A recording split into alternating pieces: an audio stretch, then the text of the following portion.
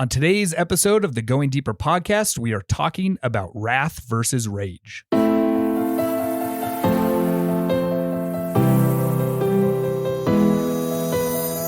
What's up, Fathom Church? Welcome to the Going Deeper podcast. This is your host, Kyle Knight, and I'm here with Pastor Chris. And hey, we are going to do a few mini podcasts this week, starting off with this one as we are going through the book of Romans, and specifically Romans chapter 1. Today, we're going to be talking a little bit about God's wrath versus rage, and really the difference between those, but really focusing on what is God's wrath. And so we are in Romans 1. And so Pastor Chris, start us off a little bit about where are we seeing this in Romans chapter 1, and then we'll go talk a little bit about what is God's wrath and how is that different than really rage. Yeah, this is good. So Romans 1, I preached verses 18 through 32, but in verse 18 it says, "For the wrath of God is revealed from heaven against all ungodliness and unrighteousness of men, who by their unrighteousness suppress the truth." And so we've talked about the wrath of God we talked about it obviously in this sermon, but we've talked about this in other sermons as well, because the wrath of God is a theme through many of, especially the Apostle Paul's writings. But then it's also a characteristic of God. It's a character trait of God, the wrath of God. And often I think people, and I talked a little bit about this on Sunday in the sermon, but people mistake wrath of God for like rage or fury or anger, or God's just really ticked off, and like almost this visceral emotive response that maybe we have experienced in people's anger or people's aggression, or people like I think that some of the human experiences we have around rage tend to be superimposed over onto God when we start talking about God's wrath. And that's just frankly not what God's wrath is. So I tried to define God's wrath in the sermon as, I called it priestly fire, which just sounds awesome. It sounds crazy. Crazy. But essentially God's wrath isn't some uncontrollable emotion.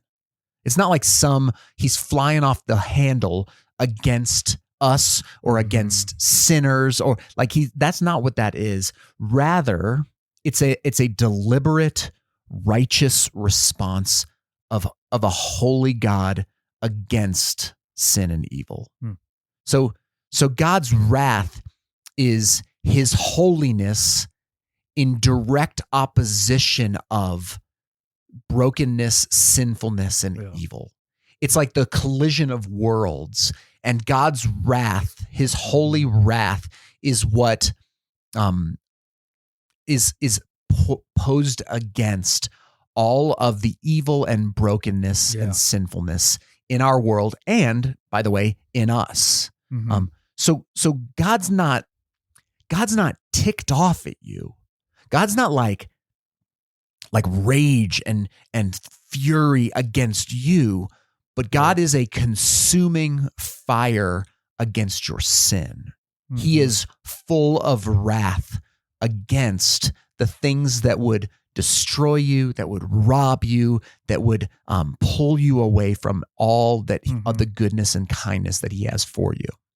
Well, and I think as we're even looking at, and this just came into my head, Jesus on the cross, when we talk about God's wrath was poured out on his own son on the cross, it was on the sin that he had taken upon himself. Yeah, that's 2 Corinthians. God made him who knew no sin to become sin. And then, so Jesus takes on our sin. He becomes sin. And that's where God's wrath is poured out. It's not poured out. I mean, it is poured out on Jesus. He took it on himself, but it's not because of Jesus. It's because of our sin that God's wrath is then poured out onto Jesus. Well, and I think that's super important when we're talking about wrath, because I think some, and maybe non-Christians, when they hear the wrath of God, it automatically goes to, oh, when God doesn't like us, or he pours it out on us, or he hates us, or he hates those who don't believe in him, or that kind of stuff. And I feel like that's super important to kind of distinguish that that wrath is on the sin that we are choosing. Right. And the other thing I mentioned in the sermon is a little bit like some people love love the New Testament God, but don't love the Old Testament God because they feel like the Old Testament God is this angry, grumpy, wrathful God. But like Jesus shows up and he's like nice and friendly and just like loves people and, spirit sprinkles all over the place. And that's just simply not true. Like the wrath of God and the love of God is those are two attributes of God. The unchanging God, Father, Son, and Spirit, all three persons within the Trinity are marked by those same character traits. Yeah. And so sometimes, again, we think that God's love and God's wrath are like diametrically opposed. But the illustration that I always use is parenting. Like, and I have said this in other sermons, but I don't know that I understood my capacity for wrath until I really became a father. Right.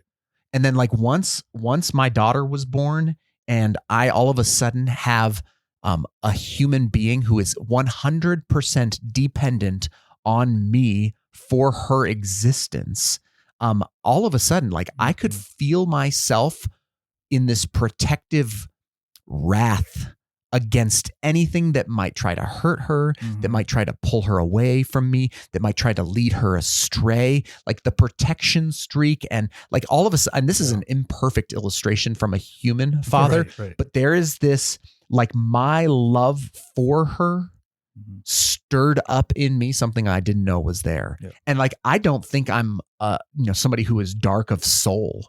Right. Like, I don't have fantasies of murdering people. Like I don't have that kind of stuff like deeply embedded in my heart. But in that moment when Harper was born and then the last 10, almost 11 years with her, gosh, I realized that if you try to do anything to her, I would wreck shop. I would wreck your face and end my professional career. Yeah.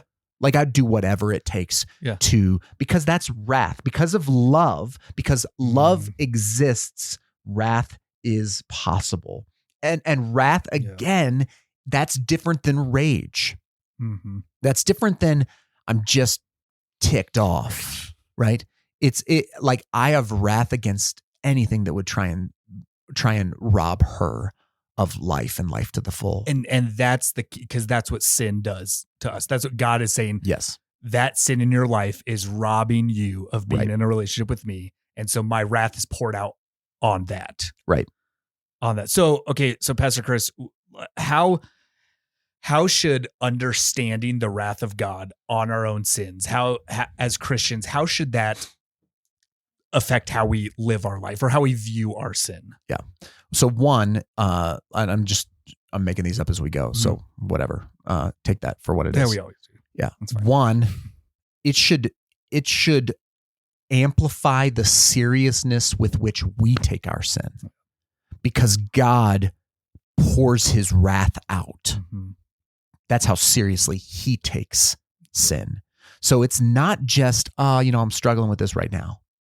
Like, oh, this is just a little bit. It's like, this is my cross to bear. Like, this is the thorn in my flesh. Like, yeah, this is just something that is, it's my burden. It's something. No. It's something that Jesus took on himself. God poured out his wrath for. And so with very serious depth, we must address our sin. And I use that illustration of like, we cuddle with our sin and we raise, like we treat our sin like it's a pet and we treat our sin. No. Like it's something that is trying to kill you, to steal from you, to destroy you. And God says, my wrath burns against that sin. And so we should feel hatred for our sin. Like we should mourn the fact that we are sinful. We should hate our sin. We should, to borrow, one of the Puritan language, we should mortify the flesh. We should be putting our sin to death, because that's the type of angst that God has in his spirit and his character around sin, so too should we. So I think that, one, we should take our sin very seriously. Two, I think this should roll up into worship.